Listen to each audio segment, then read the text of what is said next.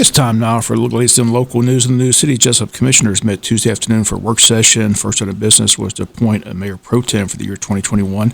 Nick Harris elected as the mayor pro tem of the city of Jesup. They announced that the meeting of the auditor report will take place at their next meeting. It was on the agenda, but the auditor simply had a conflict, couldn't attend Tuesday's meeting. They heard their 2021 financial statement report and once again attempted to finalize their board appointments. Some appointments finalized, some still tabled as of yesterday.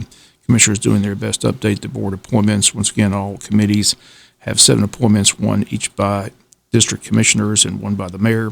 Here's a list of all the committees under the City of Jesup Commission. There's a cemetery board, ethics board, grievance committee, pension committee, planning and zoning commission, tree board, downtown development authority, Wayne County Board of Health, Wayne County Tourism Board, Solid Waste Authority, Heart of Georgia RDC, Animal Control Board, Code Enforcement Advisory Board.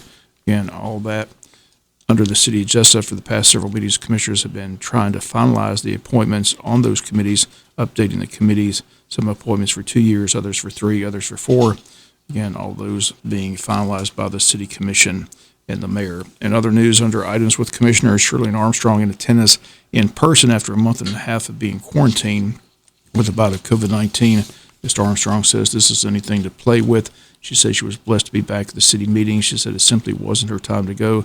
But she says she had a serious bout with the COVID-19. Was just glad to be back in public and attending a city meeting. And as we look at your Tuesday's work session for Tuesday, again, yesterday afternoon, the Wayne County Commissioners are set to meet tomorrow afternoon. They've got a work session and a called meeting. The work session at 5:30, the meeting at 6 p.m., both taking place in courtroom C.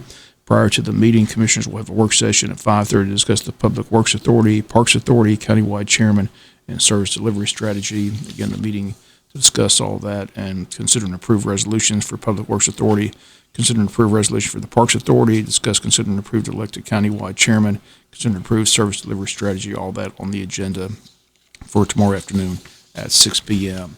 This weekend, the Wayne County Board of Tourism's Hog Jam taking place Friday, Saturday, and Sunday. Entry fee $50 per bow or gun hunter. Children are 16 hunt free with a registered adult hunter. Tournament hours are Friday, February 19th at 2 p.m. until Sunday, February 21st at 12 noon. And $4,000 guaranteed total payout based on number of entries. Prizes: gun and bow hunters, first place $1,000, second place $500, third place $250. Bonus category this year: biggest hog weighed in by 10 p.m. on Friday and Saturday night, $100 each for the bow and gun hunter. If you need tournament rules and registration, simply call the Tourism Board office this week at 427-3233. Registration deadline is 6 p.m. February the 19th. We'll be back with more news after this word from our sponsor, other commercial messages, so please stay tuned. Up in Atlanta at the state capitol, Governor Brian Kemp is backing a plan to overhaul the state's citizens arrest law, taking aim at a statute scrutinized last year after the fatal shooting in Brunswick, Georgia, of Ahmaud Arbery. Since 1863, Georgia's written law has allowed a private citizen to make an arrest if a crime is committed in the person's presence or within their immediate knowledge. On Tuesday, Governor Brian Kemp says he wants to end the citizen's arrest practice. His plan will let security guards, store employees, and restaurant employees hold alleged wrongdoers for up to an hour until law enforcement arrives. Kemp says the February 2020 killing of Arbery in Brunswick, Georgia, shows that the law needs to be changed. In the Arbery case, the McMichael brothers who shot and killed Arbery claimed they were attempting to make a citizen's arrest. The prosecutors say Arbery was simply jogging in the neighborhood when the McMichaels pursued him. Kemp says some tried to justify the actions of the killers by claiming they had protection under the antiquated law that is rife for abuse. Kemp says that is why today his administration is introducing significant reforms to the state citizens arrest law to close dangerous loopholes that could be used to justify future acts of vigilantism.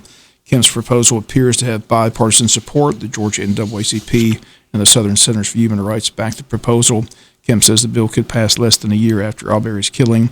The proposal, sponsored by Representative Burt Reeves, a Marietta Republican, and Kemp's floor leader, would allow a store employee to detain people they believe stole something, will let restaurant employees detain people who try to leave without paying for a meal. But if a police officer or sheriff's deputy does not arrive within an hour, someone who is detained must be released along with their personal belongings. Law also clarifies that police officers can still arrest people outside their jurisdiction. People who are just bystanders or witnesses generally would not have the right to detain anyone. And we'll hear from Bill Werkheiser today shortly on Butch and Bob Show, get his thoughts on this proposal by the governor.